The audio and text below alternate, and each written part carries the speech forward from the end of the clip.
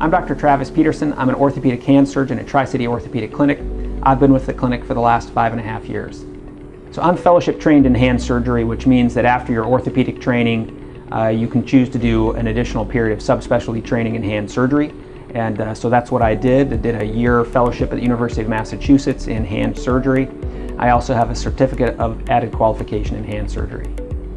My interest in orthopedics actually started back in high school, as it does for many of us, participating in sports activities, and suffered a few injuries, a couple of injuries to my shoulders, and broke my arm, had to have surgery for those, and it really was a fascinating introduction to orthopedics. And so that is really where my interest in orthopedics in general started, was from those injuries and interacting with an orthopedic surgeon when I was a teenager.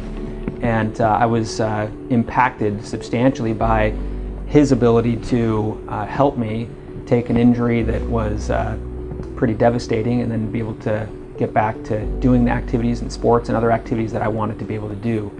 The most rewarding part of what I do is to be able to interact with the patient after I've been able to help them. And there are challenging problems in all of medicine, some of which we cannot solve.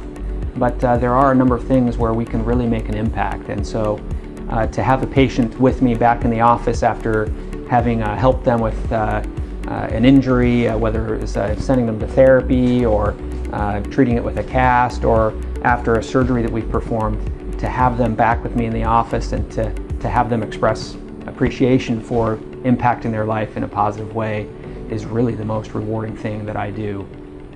Common hand and wrist problems that I see include carpal tunnel syndrome, cubital tunnel syndrome, trigger fingers, tendonitis, arthritis, and injuries. Common injuries to the hand and wrist include things such as fractures, lacerations, and even crush injuries.